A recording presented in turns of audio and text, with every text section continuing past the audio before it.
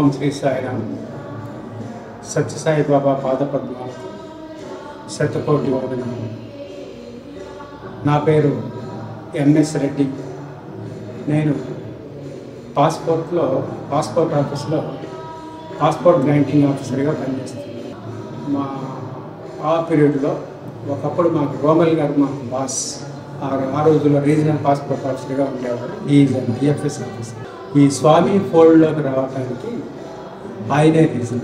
మా స్టాఫ్లో ఇన్స్పైర్ చేసి అందరినీ మోటివేట్ చేయడంలో ఆయన పాల్గొన్నారు. అయితే ఎప్పుడూ కూడా మాకు ఆదివారం ఉస్మానియా హాస్పిటల్లో సర్వీస్ చేయడం కోసం రమ్మని చెప్పారు. అయితే మొట్టమొదటి మేమంతా అబద్ధాలు ఆడేసి ఇవ్వాలని లేకపోతే నెక్స్ట్ సండే వస్తామని అట్లాగా చెప్పి తప్పించుకుంటూ అట్లాగే సరే మొత్తానికి అలవాటు అయింది. ప్రతి ఆదివారం రోమల్ గారితో పాటు అక్కడ ఉస్మానియా హాస్పిటల్కి వచ్చి ఒక 10-15 మంది టీం అక్కడికి వచ్చి పేషెంట్స్ని పలకరించడం, వాళ్ళకి విభూతి ప్రసాదం ఇవ్వడం, వాళ్ళకి ఏదైనా బ్లడ్ అది కావాలంటే అరేంజ్ చేయడం, ఎవరికైనా ఇంట్లో తెలియకుండా వచ్చేసి జాయిన్ అయితే లెటర్స్ రాయటం, ఇలా సర్వీస్ చేస్తుండేవాడు. అలా కొన్నాళ్ళు చేసిన తర్వాత ఒకసారి నేను యాదగిరిగుట్టకి వెళ్ళి కూడా ఆ డ్యూటీకి అందుకోవటం జరిగింది. ఉస్మానియా హాస్పిటల్ సర్వీస్ చేయడం కోసం మొట్టమొదటిలో ఏదో అబద్ధాలు చెప్పి తప్పించుకున్నటువంటి వాడిని ఈవెన్ యాదగిరిగుట్ట నుంచి వచ్చి మళ్ళీ అక్కడ సర్వీస్లో ఇన్వాల్వ్ అవ్వటం జరిగింది. అప్పుడు మళ్ళీ సార్ చెప్పేవాడు, మన రెడ్డి గారు యాదగిరిగుట్ట నుంచి వచ్చారు ఇంత దూరం సర్వీస్ చేయడానికి. సరే అక్కడికి ఆ భాగం అయిపోయింది. తర్వాత ఇప్పుడు స్వామి హైదరాబాద్ వస్తున్నారని చెప్పేసి చెప్పారు రోమన్ గారు. మేము అప్పుడు అది ఐ థింక్ అది డ్యూరింగ్ ద పీరియడ్ ఆఫ్ 1991 నాకు రామంతపూర్లో ఉండేవాడు. కొత్తగా ఇల్లు కట్టుకొని అక్కడికి షిఫ్ట్ అయ్యింది విద్యానగర్ నుంచి. సో అక్కడ ఉండగా నాకు వైట్ డ్రెస్ ఓన్లీ ఒకటే మిగిలిన సివిల్ డ్రెస్సెస్ 10-15 డ్రెస్సులు మామూలుగా సివిల్ డ్రెస్సులు ఉన్నాయి, వైట్ డ్రెస్ మాత్రం ఒకటే ఉంది. సరే సార్ రోమన్ సార్ అన్నాడు, మనమంతా స్వామి వస్తున్నారు, షోమ్ దగ్గర మనం అందరం సర్వీస్ చేయాలి అని చెప్పి మాకు అందరికీ హింట్ ఇచ్చారు. సరే 2-3 డేస్ ఉన్నాను కానీ నేను ఆ వైట్ డ్రెస్ చాకలాడికి ఇచ్చి నువ్వు బాబు ఇది అరేంజ్ చేసుకొని తీసుకొని రా, మేము ఒక ఫంక్షన్కి అటెండ్ అవ్వాలి అని చెప్పి ఆయనకి వైట్ డ్రెస్ ఇచ్చేసాను.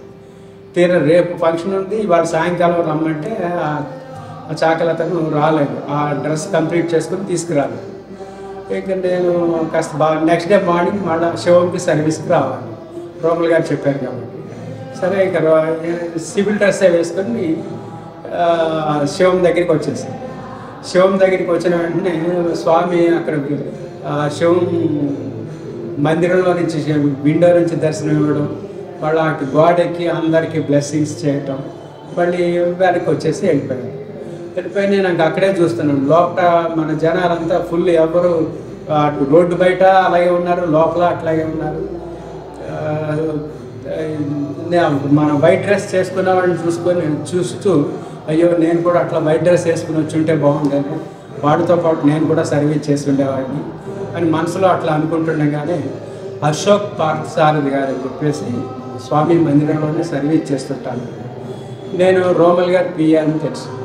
సరే నేను బయట ఉంటుంది చూసి నా గోడ ఎక్కి, రెడ్డి గారు మీరు ఇక్కడ ఉన్నారేంటి, సత్యమూర్తి గారి ఇంటికి వచ్చి సర్వీస్ చేయండి మీరు అని అనేటప్పటికి నేను సత్యమూర్తి గారి ఇంటి దగ్గరికి వచ్చి ఉప్మా అని టీ అని అది వాళ్ళు విఐపీస్ వాళ్ళు వీళ్ళు వచ్చి ఉంటే నేను సర్వీస్ చేస్తాను.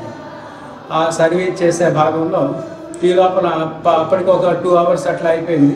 ఈ లోపల స్వామి దగ్గర నుంచి పిలుపు వచ్చింది, అందరికీ పాద నమస్కారాలు ఇస్తున్నా, వాలంటీర్స్ అందరినీ రమ్మంటున్నారు సార్ అని చెప్పేసి పైనుంచి పిలుపు వచ్చింది.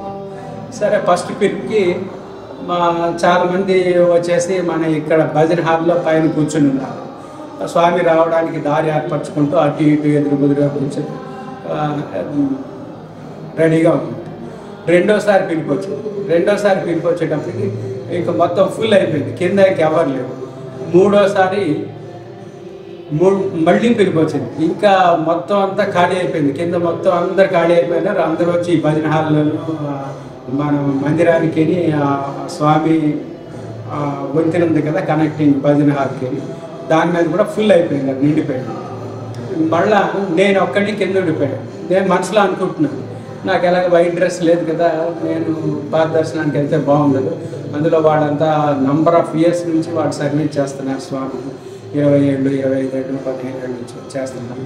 నేను నిన్నగాక మొన్నే జాయిన్ అయ్యాను, నాకు పాద దర్శనం నేను సత్యమూర్తి గారి ఇంట్లోనే ఉండిపోయాను.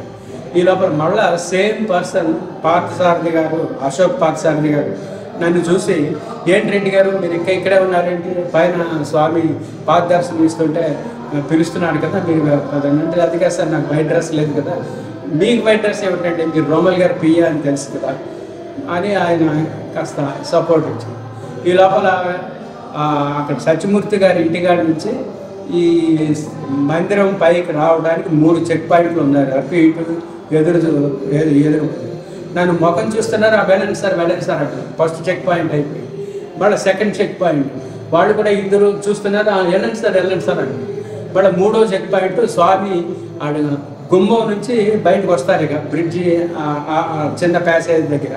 నేను అక్కడ లాస్ట్లో ఇరుక్కొని కూర్చున్నాను. నేను లాస్ట్, అందరం ఎవ్వరు లేరు కింద, నో బడీ వాజ్ దేర్ అన్నమాట.